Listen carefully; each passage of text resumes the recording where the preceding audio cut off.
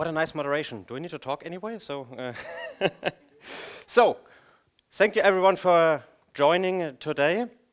And we are talking about Icinga for Windows once more, like every year.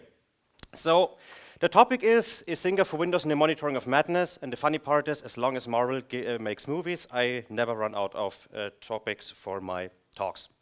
So, why all the madness? In general, it's that we have some sort of, let's talk about behind the idea of Icinga for Windows. Let's talk about the current state and what our future plans are and what maybe might come.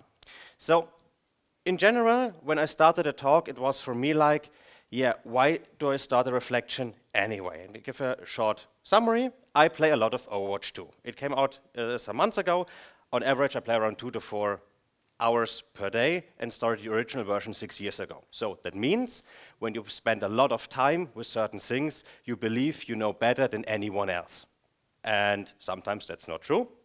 And also it was for me like, I sometimes play the game, feel like, why don't the developers do that? Why don't the developers do that? Because as a user and as a developer, you always feel right about everything. So I wanted to take a step back and see, okay, is Icinga for Windows good? Are we moving in the right direction? How is our feature set? And especially, do we also follow our own guidelines we set for developers to contribute to software, but also do we follow our own guidelines? And to give a short summary, who is using Icinga for Windows at the moment? Okay, a few. Who has never heard anything about Icinga for Windows and has never seen it before? Okay, also a few. Okay. So, what's the main motivation behind all of that? We wanted to ensure that we have one solution that can run on most modern Windows systems. Make it easy, adoptable, make it easy for you to extend the plugin collection to write own functions, to write own features, and not hesitate with, you need a C++ compiler, a Go compiler, or whatsoever. You simply run your PowerShell code, and it just works. And also make it easy to install.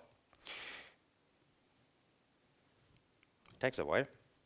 Now, that was the reason behind the actual Icinga PowerShell framework, to provide a native framework that translates most of the tasks users are doing to ensure that you can easily extend it, you can copy and paste some of our own code and plugins to release your own versions, to also ensure that there's no code compiling required. You simply write your code, you test it, and it either works or it don't.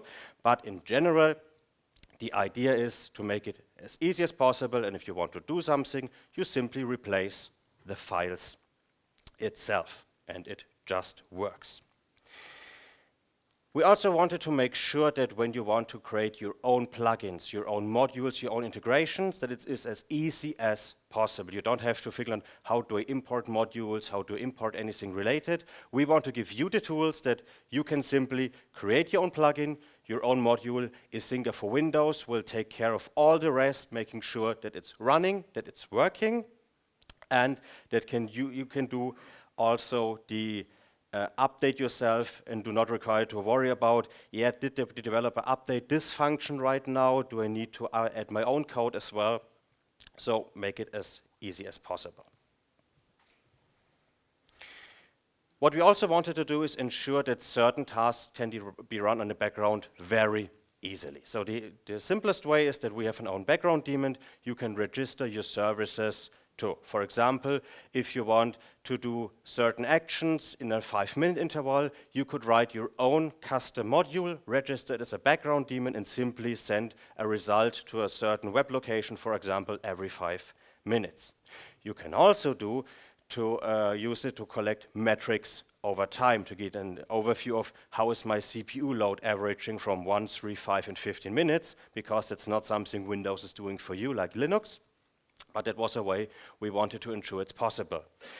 We also provided in that context a REST API, so you are able to hook into the REST API feature that's rightly built into Icinga for Windows, and you can access certain metrics and data to simply put a web request there and get the data out, also with basic auth support. Another huge part is the visualization part. So let me quickly have a look where it is. Here it is. So Icinga for Windows is all about also visualization, because it's not just great to have some sort of plugins to check, but you also want to great. I need to connect to the VPN again. Live demos are always funny. So let's see if it works now. Yeah, okay. So what we wanted to do is ensure that Icinga for Windows is not only easy to wait, you can't see the screen. Hello?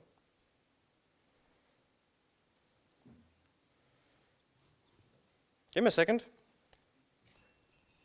Now.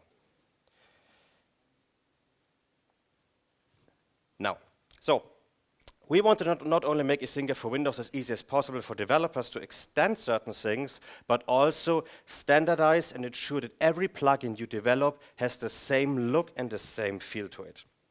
So for example, we have the Hyper-V node here, and we have, in this case, a very large output. And the output, the amount of output you can do, you can control. So this is the maximum output Icinga for Windows is doing. So we have our summary header, and every single check element that is added to the check plugin itself is, in this case, printed down here. By default, only check results that are not okay are printed. So in that case, it's just a full output, but you control it, and in general, you would only see that Core 16 has a very high CPU usage at the moment. That's something you can control. We can also have a look on certain different plugins, for example. So the event log plugin. You can have certain objects, and like, who knows the business process module of Icinga? Okay, a few. So the idea behind the Icinga for Windows check handling, the check builder, is to use a similar method like the business process module of Icinga itself. So you have a check package, and the check package can contain certain packages as well, but also simple checks. So, for example, we have here our critical event. That's a check package, and this package is containing certain event informations. Like in that case, we have a critical because the event ID is 1, and we set our threshold that 22 is the value the plugin is measuring, is higher than our threshold of 10 we set in our critical threshold. Now the thing is that in plugins you also need some additional information to see, okay, what kind of message is it? And that's printed right here. And you can control that if you want to print these events, or if you simply want the OK part to be removed by the verbosity flag, which is 0, 1, 2, and 3. Which means depending on how you configure the plugin, it will change the output. But the styling is always the same. You have the slash and the underscore, separating every single element. So in the end, you know exactly where you are. Another part, of course, is the handling that you need some visualization. So with Icinga for Windows 1.10.0, we entirely changed on how performance metrics are written by Icinga for Windows to use the check multi-format. The reason for that is that it's very, very easy to filter with this kind of information to build your own dashboards, your own views within Grafana. And we also prepare for our checks most of the results. So we try to, it's a bit bad now here, but you can see we have some services right now. That's the Hyper-V Health plugin, and we print some basic status information there. It's not pretty in all cases at the moment, but it's a first way that we wanted to start with, and we'll continue improving to provide own Grafana dashboards and themes. And later to that, I will talk later more about that. So,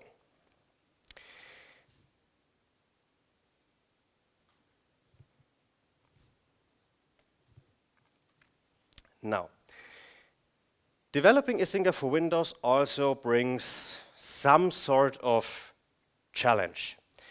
And the biggest challenge is that PowerShell is a mess. And the reason for that is that each Windows version ships with a different version of PowerShell or the .NET framework. That also means that on some systems, or especially on older systems, not all commands are available that are present on newer systems. Also, you can have a different behavior, for example. So you run your code on one machine, it's working fine. You run it on the other machine, and it's just broken, or it might not work entirely. In addition to that, PowerShell is in general very slow because it has to load every component of the modules, of the plugins, of performance counters, and everything related. We try to address the last part with the REST API. I might get later on that as well. Let's try it with a real-world example that we run into by releasing, I think it was Icinga for Windows 1.7. We use string builder objects. String builder objects are classes or classes that allow you to concatenate certain string values. So when we designed our new checker core for Icinga for Windows, where we build all the results together, we use string builder objects because it's way easier to handle certain cases. Now the problem is, what you would do on a modern system like Windows 2016 and newer, you will simply call system text string builder, the method, and call the member new. And you have in my variable a new string builder object you can work with. That's great. If you do this on an older machine like 2012 R2, you will see an exception that string builder has no member new. So you can't use this feature. Or can you? Because in other words, you can do, but you have to change the entire handling by using new object, that's a PowerShell commandlet, and then use the type name system text string builder, which does the entire same thing, but you get your variable object, your string builder object you can later use. And this works even on older Windows machines. The same, for example, applies to system version. We use system version, for example, in our Kickstarter script to determine which version of Icinga for Windows are you using, because we change the behavior on how the Kickstarter works with a later version to ensure that, for example, the older versions still work, but the new Icinga for Windows version will use the Icinga Management Console for easy installation, for easier management. Now here as well, you can use system version with the member new, and what you get is an object of system version. You can set certain version parameters on: major, minor, build, and revision. Why is it important? Because you can simply compare versions by converting a string or a number to a version object. As well, on older Windows machines, that simply doesn't work because the member does not exist. You get an exception, and it's very frustrating when you have a machine that's running older versions. You run the code, and the customer is telling you, yeah, that's not working. So we simply can assign it, right? Not really, because when you use system version to my variable, you simply get an object that's a type of an object, but you can't modify any parameters of it. So that's also not working, and what you have to do, yes, we need to use new object again. So that's very minor, and what we did to address this problem is we try to avoid the new member as much as possible, and we focused our entire testing for most of the code to only run on Windows 2012 R2.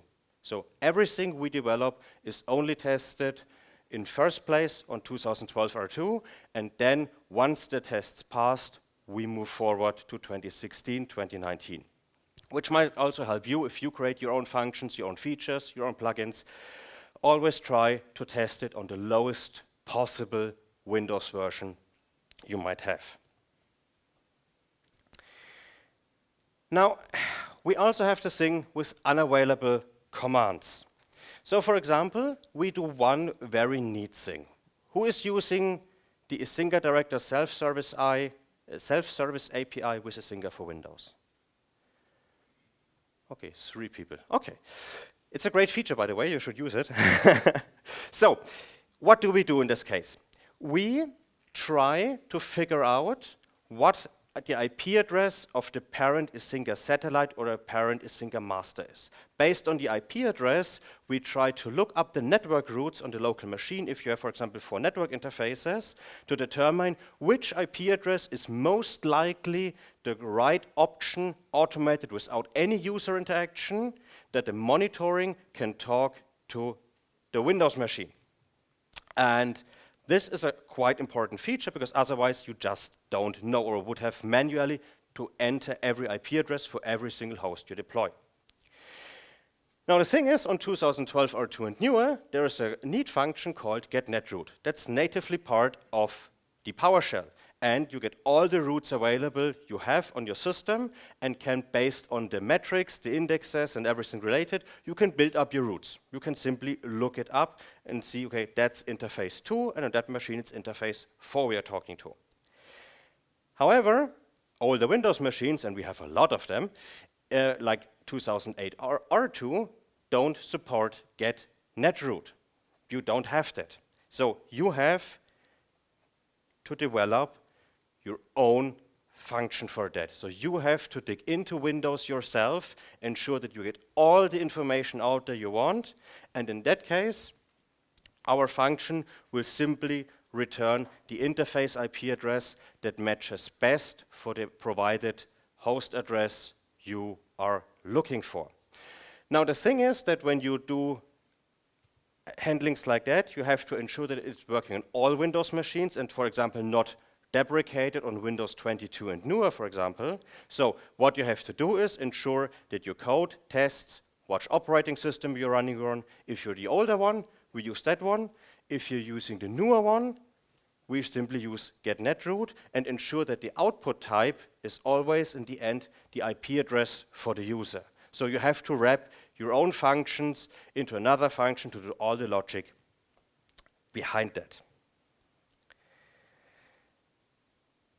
Now, what's also important is different behavior. And I have some customers that write me a lot of emails saying, we have 100, 1,000 Windows machines and we have a problem on one single machine. And that's very frustrating because how do you test that?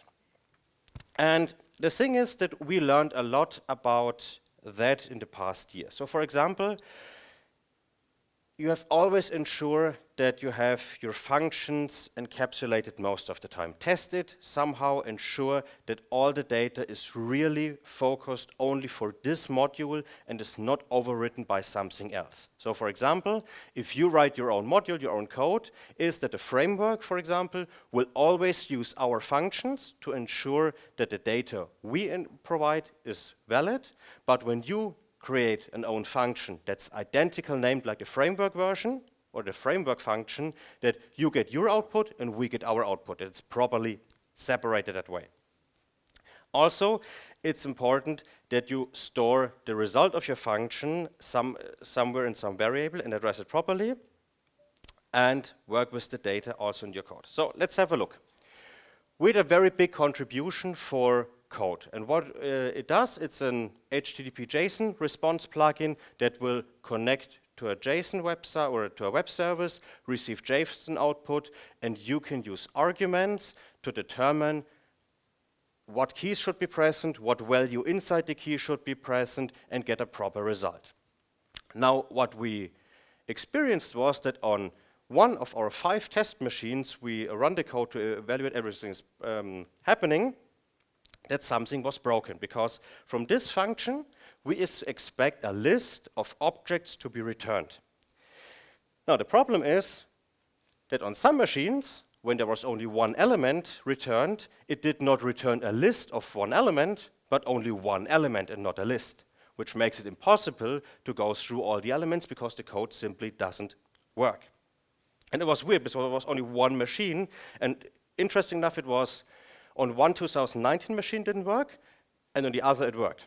Same Windows version, same installation, no idea what happened there. And we looked at the code, yeah, it's fine. You have a variable, you create your object of type system object of type list, and return the variable afterwards. So it's a system object and it's a list object, so it should work.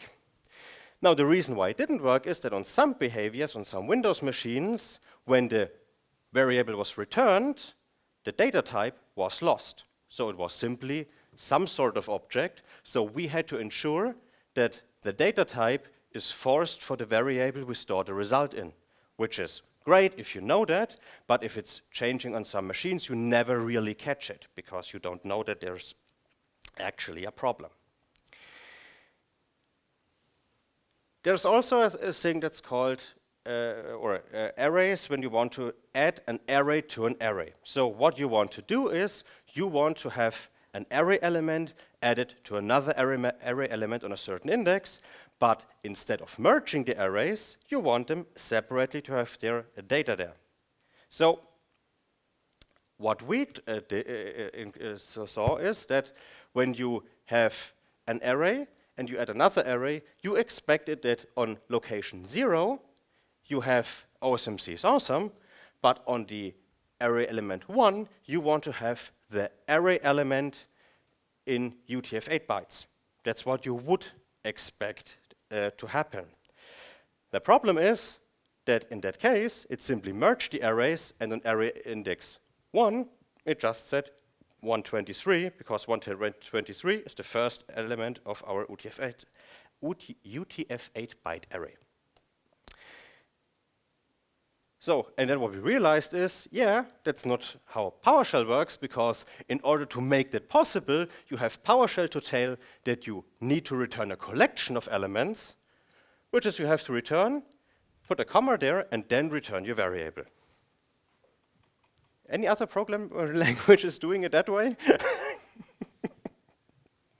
So, if you see that, that's not a bug in the code, that's intended design.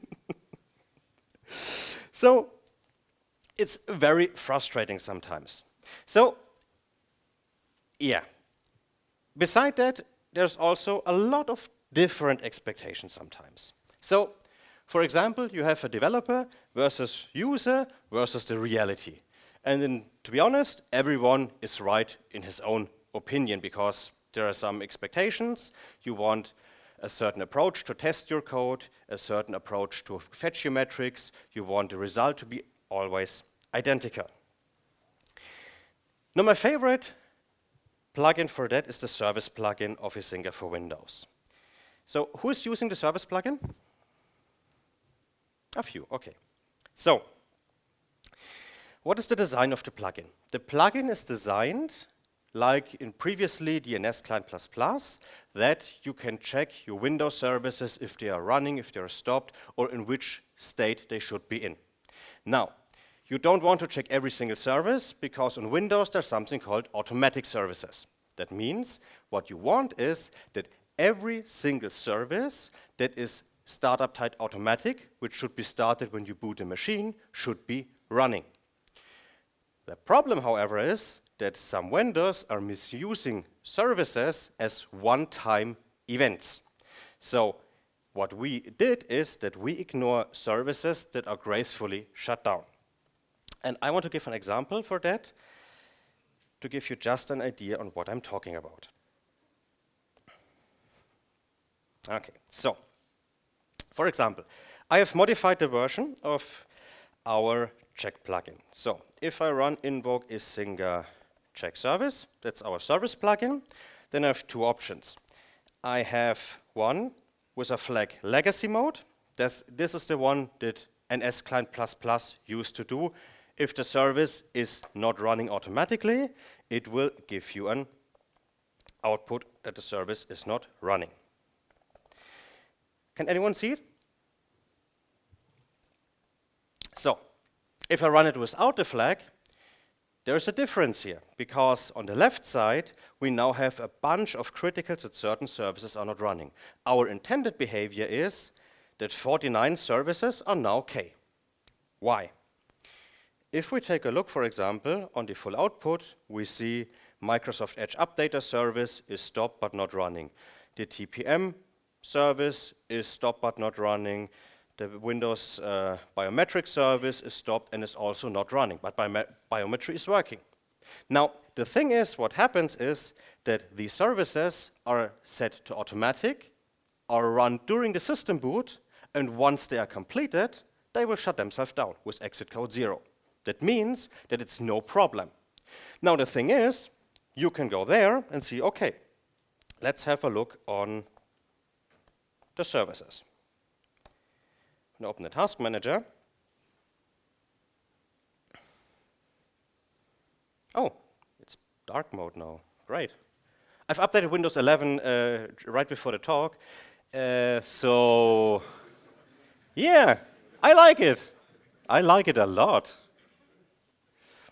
So, yeah, living on the edge. Some of our employees compile the Windows kernel before they do a talk. I just do Windows 11 updates. Not sure which one is more a reason to fail, but yeah. So let's, for example, go. Don't I see it here?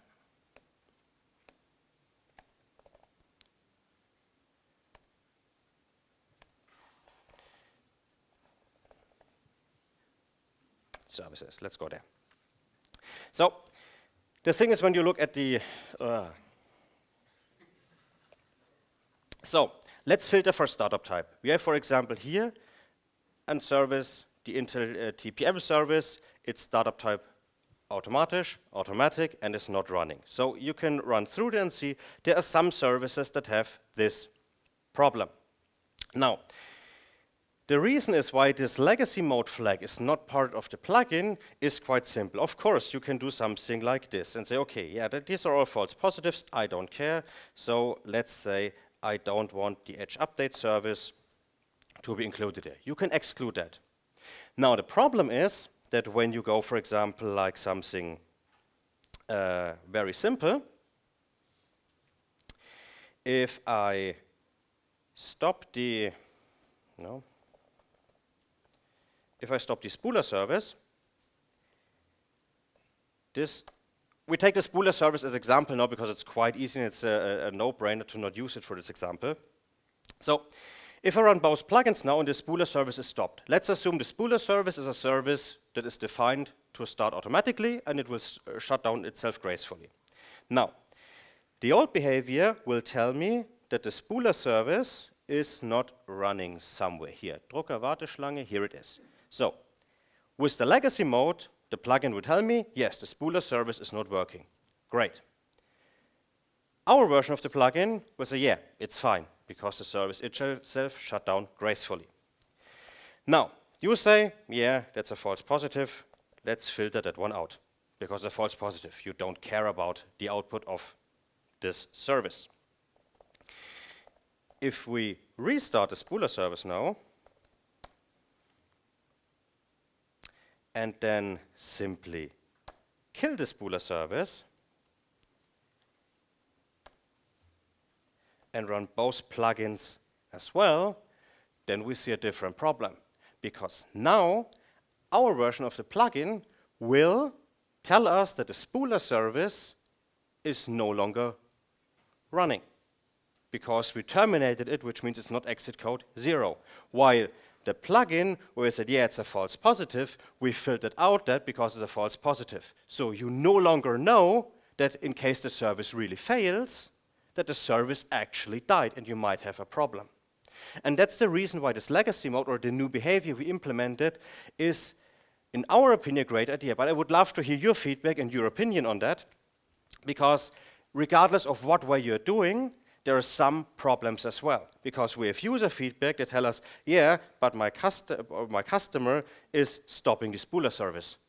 and then I don't know it because it's gracefully shut down, which is correct. You don't see that.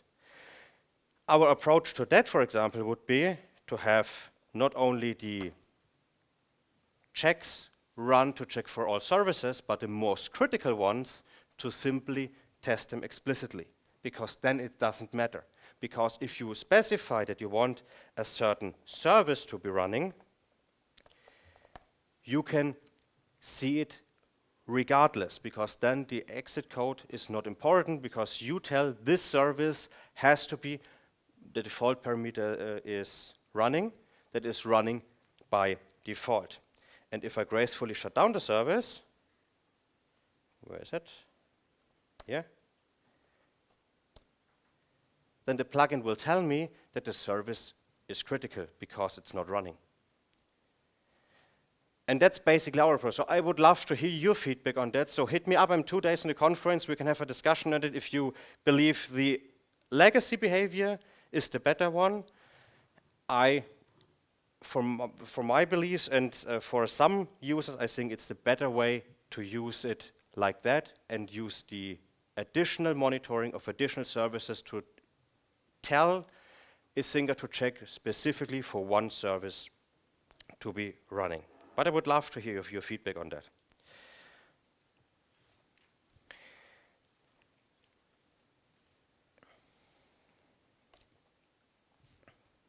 Hello? Yeah.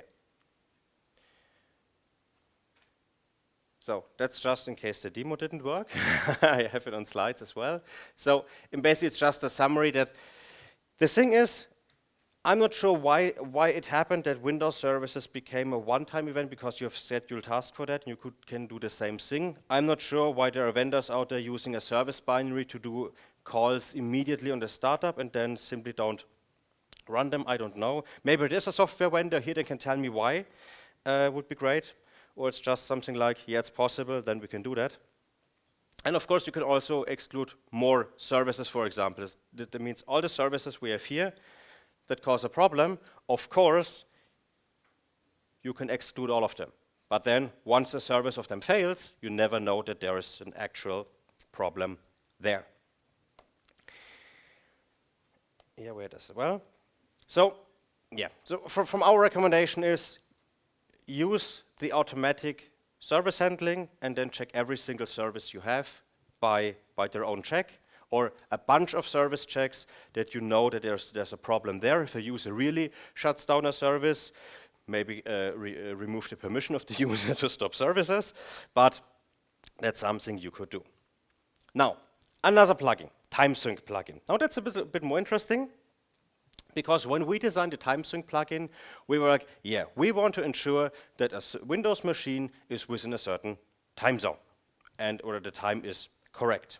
And you see, we have our time package, it's okay, and we have the time offset, 0.02 seconds, and the time service, which is in state 4, which means running.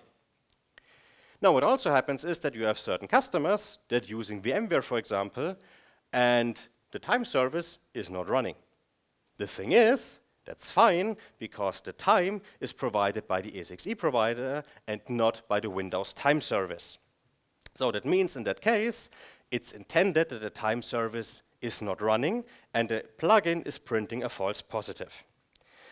Now, we will add a flag for that, so you can run ignore service, and then you can receive all the handling to that. So you remain the status output for the service, but you also keep the current behavior as it is, because on certain machines you require it, on some you don't. Here it totally makes sense to ignore the service, and that will come with 110.1. Now, Grafana and InfluxDB. Who is using Grafana and InfluxDB? Okay, a lot. Okay, who of those who use Grafana and InfluxDB use Icinga for Windows? Yeah. Okay, so let me show you something. With Icinga for Windows 1.10.0, I said before that we made some changes on how performance metrics are working. Does it work?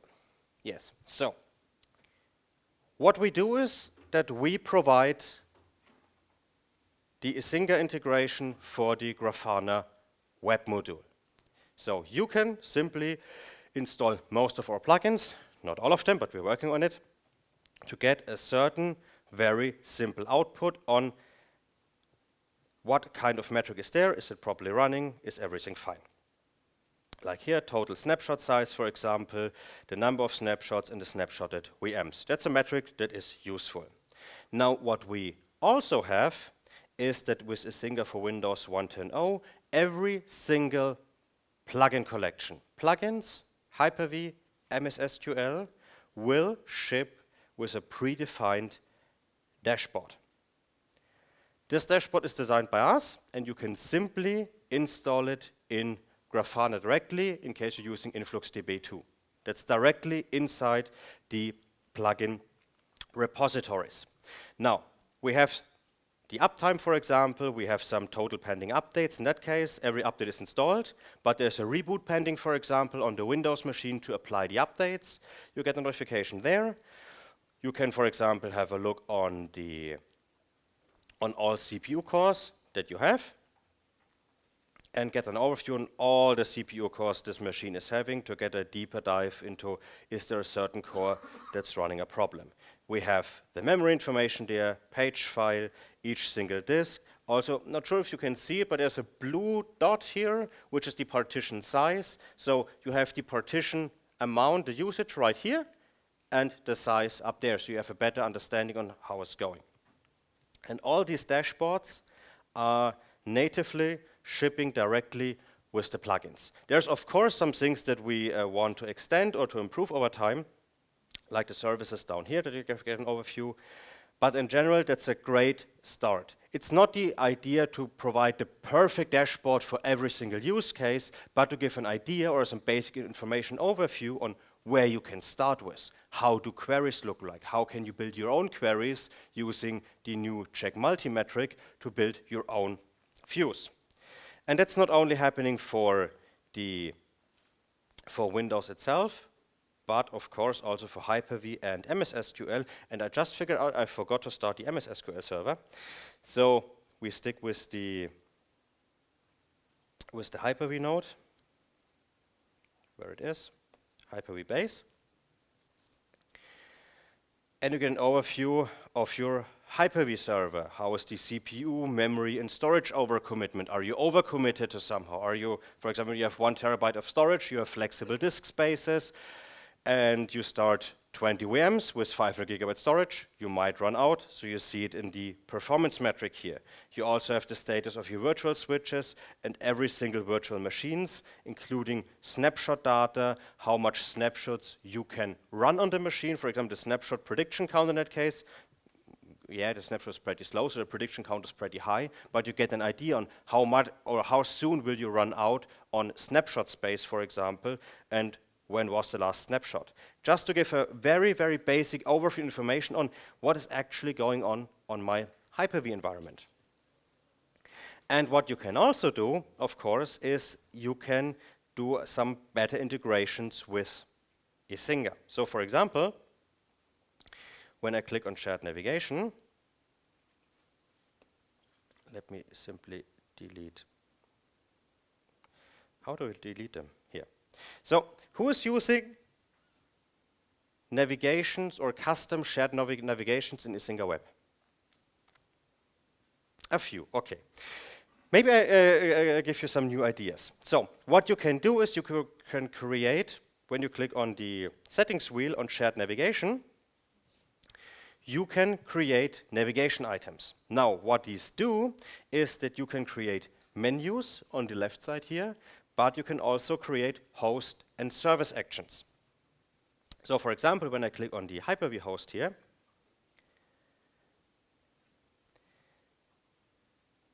then we have, for example, some already here assigned. What we have now on this host specifically is, don't worry, it's just a test system. I have to scroll down. We have a custom variable operating system as example. So for example, when I'm using Icinga for Windows, I might want to get a direct link from a host to the Grafana dashboard for the basic Windows metrics. And what I can do is, I can create a new navigation item, give it a name, Grafana Icinga for Windows. The type is a host action because we want to apply it on a host. We want to apply the new column, so it's like here that you have the split screen, and then the URL. Now for the URL, we can go to the Windows base dashboard here, copy the entire URL, paste it, and what we can then do is that we simply remove everything else. Yeah, that's fine. So we have var hostname, that's the Grafana variable, and now we have it static to salesnet Hyper-V, which is not what we want. So what we can do is use $host.name$. And now Icinga Web will render this URL dynamically for the host name we set in the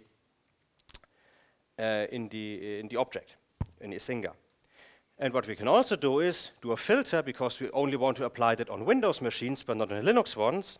So we can use _host_OS,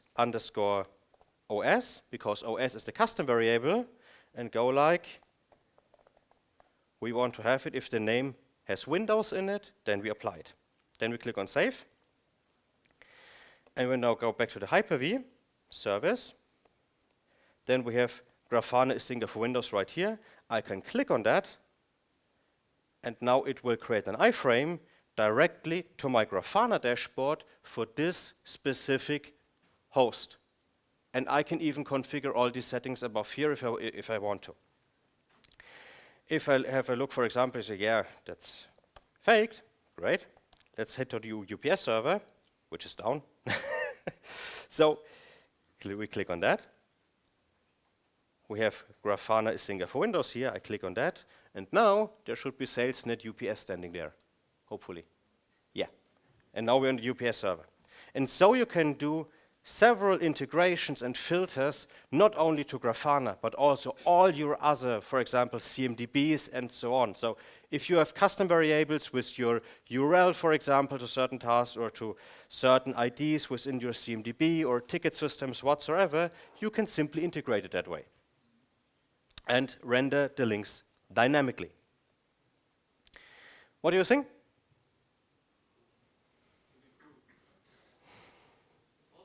That's great. That's what I want to hear. Sorry?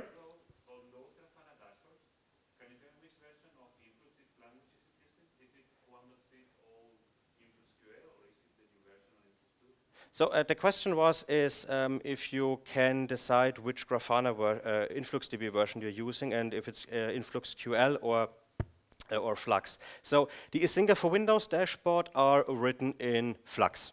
So we're not using InfluxQL because we decided that we want with InfluxDB 2, and with Flux because it's the new modern thing to do. And it was quite a challenge because Flux is very weird sometimes. But yeah, it's Flux. So now, before I end the talk, I have 15 minutes? Yeah. So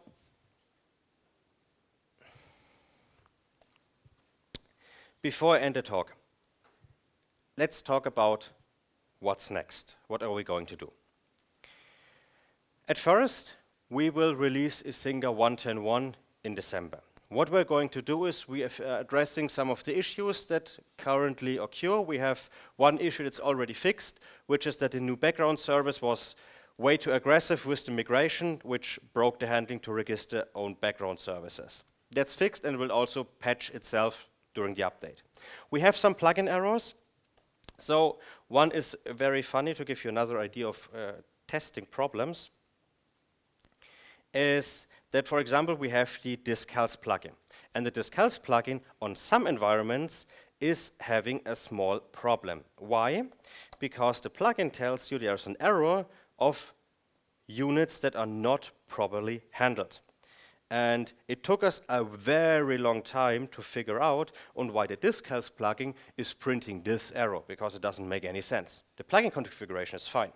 Now, the reason for that is that we use some sort of regex, and I hate regex, is to determine if you have a numeric value and a unit behind, because on the threshold value, you can simply write 10 gigabyte or 10,000 megabyte.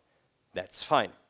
The problem is that on the diskhealth plugin, we also print information like the serial number of the disk. Now, the regex was not working properly, and in case the serial number contained MB for megabyte, the plugin thought, yeah, let's convert it to a unit, which doesn't work. Now, we fixed that, and by that, we broke the network interface plugin.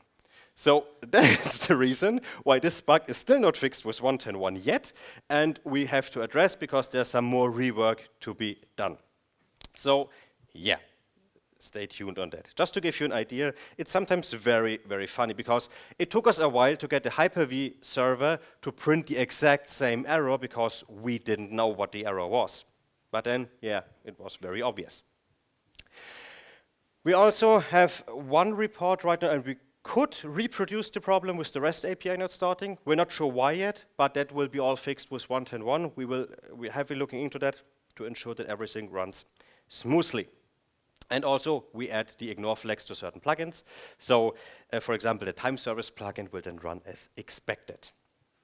Now, Icinga 1.11.1. If you follow the GitHub roadmap, you would realize the release for Icinga for Windows 1.11 is today. It's not. So, the thing is, why did we postpone it to 2023? The reason for that is that we want to reflect more the current state of the monitoring. And that means, on one hand, we want to make it more user-friendly, we want to increase performance, but we also want to clean up a lot of the mess that has been implemented over the last couple of years. For example, usability changes.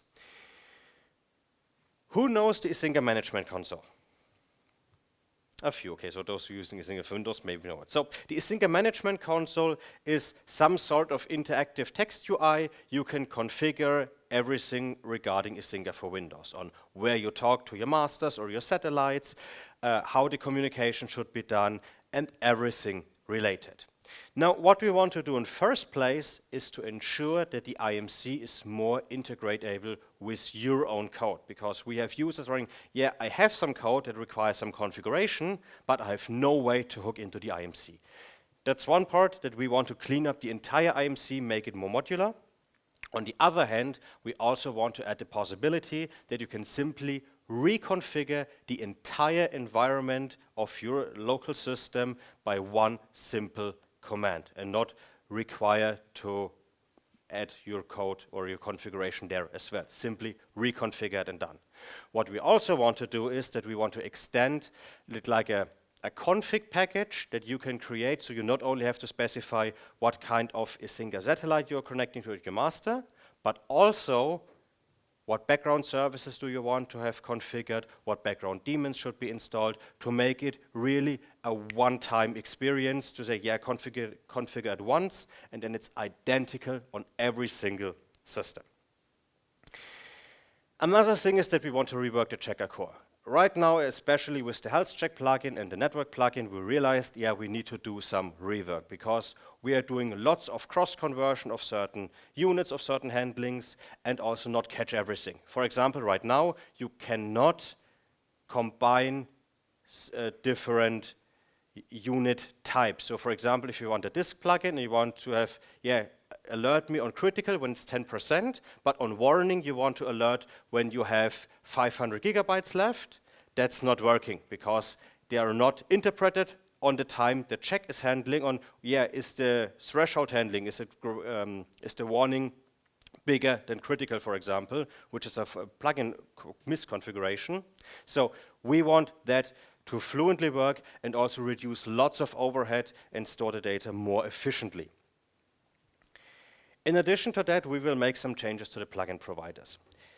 If you wrote your own plugins, you might realize there is something called plugin data providers, and these data providers are meant to ship all the information required for your plugin.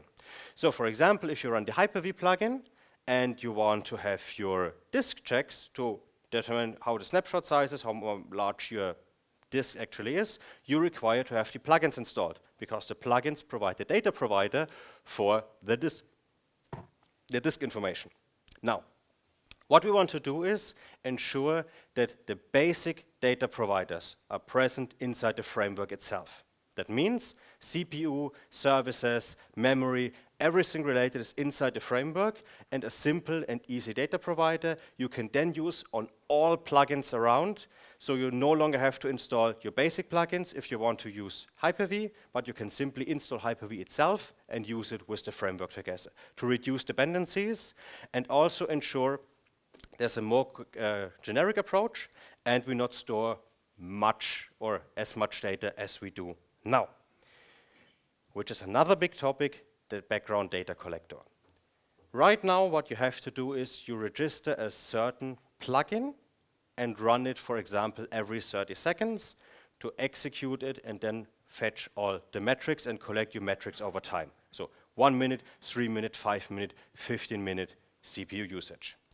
Now the problem is, while it's working fine in general, we also store so much useless data inside the memory of the background daemon, because the plugin, not only, for example, the disk-health plugin, is not collecting the certain amounts of, let's say, the bytes read or the disk size, but also other metrics you will never use with metrics over time. And what we're going to do is that the new data providers we are providing will be the new default to register them inside the background daemon. They will fetch the CPU metrics, the disk metrics that you want. And in addition to that, it doesn't matter if you use the CPU load or a disk data within your disk plugin, disk health plugin, or the Hyper-V plugin, because they're all executed once. You have the metrics and you can simply reuse them, which also decreases the memory consumption by the background daemon by a lot, because you only need to store key values there. And that's the roadmap for 1.11.1, and it will someone around next year we will release it, and hopefully it will work. So, if you have questions, please ask them, and if you don't want to, I'm here the entire 2 days. I'm also on the evening event, so just hit me up, especially when you have, for example, GitHub issues open, you have problems I can't reproduce. I would be happy to look on a system to debug it to get the issues done. Take your chance. It's free consulting, free development the next 2 days.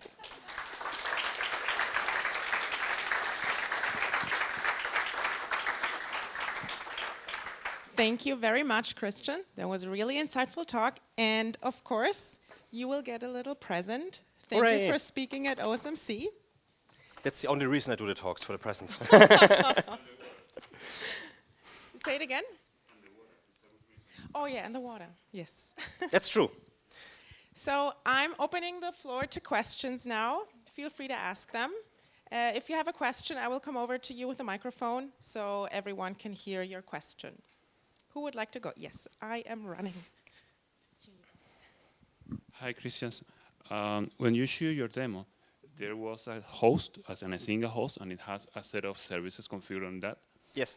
And I was wondering, how do you set up those services? I mean, is it something you have to go to your local machine and tell Icinga service, listen, you have to do this plugin and this plugin and this plugin and this plugin, like manually or something?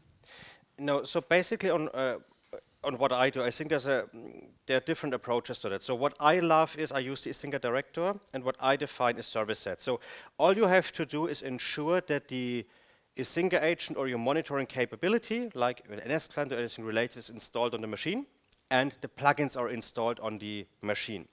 But then you simply have to tell Icinga what service you want to check. And what I do is, for example, I define service sets with the Icinga director. And I have here, we have the Windows base.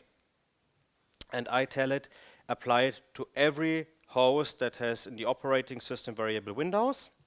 And then I add all the single services as configuration there. So whenever I add a new Windows machine, all these 20 basic checks will automatically be applied and checked. I just have to ensure that the plugins are installed, that the PowerShell framework and the plugins are present. Thank you. And for the connection of the Icinga is it an agent or a service to the Icinga infrastructure? For instance, when I have a Linux host, I tell the satellites, this is the set of hosts you have, and it applies all the services just as you said with Windows. But when you install Icinga for Windows, does it register like an endpoint to Icinga, or can it be like an agent? I just carry this endpoint and you're going to get your results. Yes, so what you do, so Icinga for Windows is the umbrella name for everything. That includes the Icinga agent, the Icinga PowerShell framework, and all plugins and required services. So what you do is you use Icinga for Windows, the framework, to manage the entire agent. So it's a different entry point because Icinga for Windows has all the tools to install the agent, to make the configuration, to where is your parent, how is the connection, do you connect from the agent to the parent node, or the parent node to the agent, for example. That's all you configure within Icinga for Windows, and Icinga for Windows will run the entire configuration installation afterwards and ensure also the certificate is created with the proper name you set, that you can then sign the certificate manually on the master or use a ticket to get a signed certificate already. So Icinga for Windows is doing much of the management work to ensure that the environment itself is running and to make it as much automatable as possible. Does that answer the question? Yes, it does. Thank you. And there is one last one. Is this supported for like in tools like System Center or maybe group policies that you can actually tell the machines, hey, listen, for all of you, I want this software installed, and this is the configuration tools you have to do, like answer files or something, so that it's actually really plug and play. You tell System Center, do this, and you forget about it? I'm not sure if I understood the question correctly. Say you have to deploy to 100 machines, 200 Yes. machines, whatever. There are automation tools like System Center that tell you install this, or you can actually tell the group policy, deploy this software to this machine, blah, blah. But you will end needing some configuration files in the background, like telling just like you said, wait for the connection, do these plugins, do blah, blah, blah. So how is that integrated? Yes. So what Icinga for Windows does, or what Icinga for Windows provides, is that we have a simple kickstart script, and the kickstart on Icinga for Windows is having some repositories behind. So all components, the framework, the plugins, the Icinga agent is part of an Icinga for Windows repository with version handling. So what we in general do is, if the machines are able to connect to the internet, you can simply use the public Icinga repositories to fetch your data from there. Now, the thing is that when you don't have access to those machines, you can sync the entire repository on a web server, for example, or a shared network storage, whatsoever. And what you can do is install your components from there.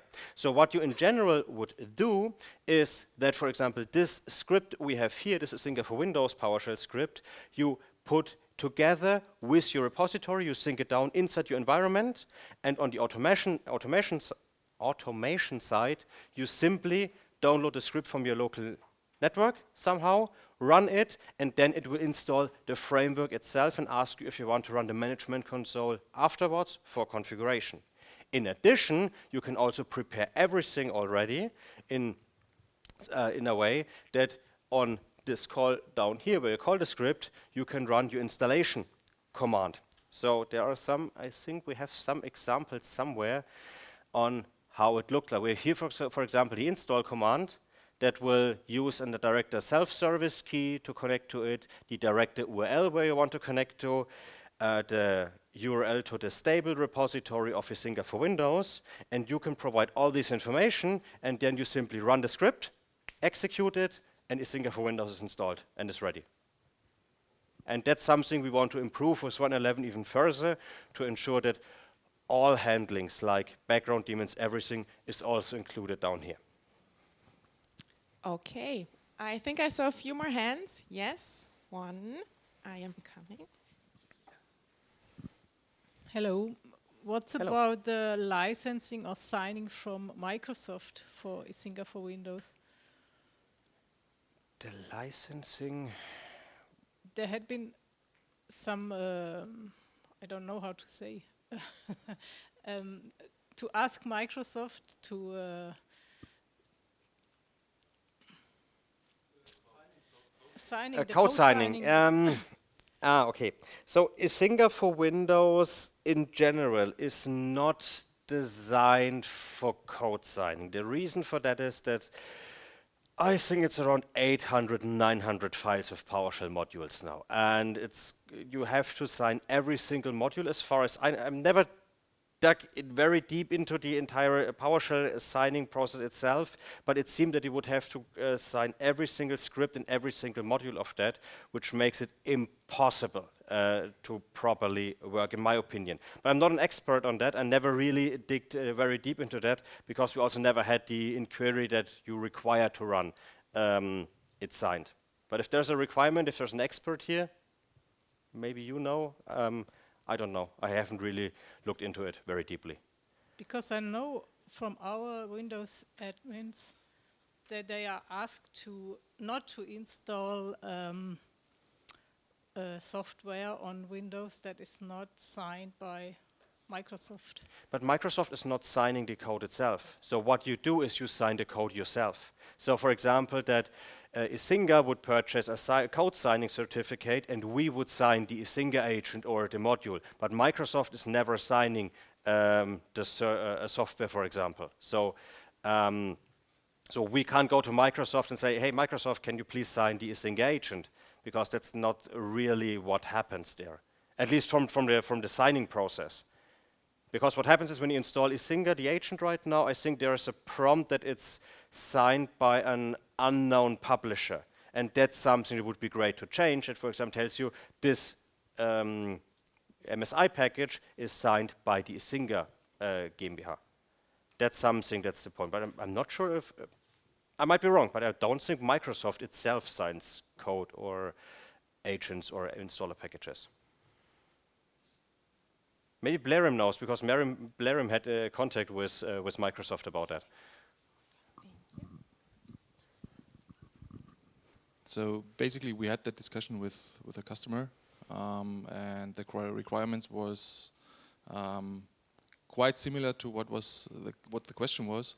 And in the end, it turns out exactly what Christian told. During the discussion with Microsoft, we figured out there is no other way other than just signing the code, which we aim to do for the Icinga agent. But most likely that won't even be necessary with the PowerShell code, because it's not actually installed like an MSI package or something. It just lies there and it's executed. So yeah, what we will do is do the code signing for the Icinga agent. That's kind of on the to-do list, but I guess it does not make sense for the PowerShell code. And yeah, actually there's no other way than that. Thank you for that. Any more questions or feedback? Yes, I am coming. Would you mind handing over?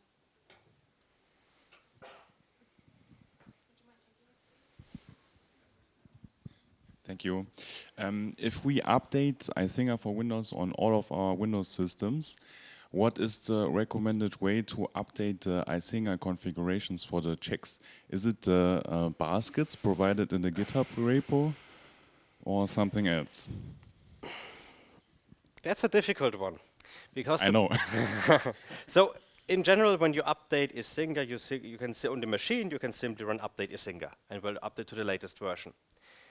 Now the problem is that when you have plugin configurations, it's a little a problem, because when we change, for example, the behavior of plugins, add new flags, you simply import a new basket for the plugins, and then you have the current and latest configuration. Now, in some rare cases, we really try to prevent, because I have customers tell me, yeah, that's great, but I have 1,000 Windows machines, I need 3 weeks to update them, and I can't update the baskets before every single machine is updated, because some plugins might break.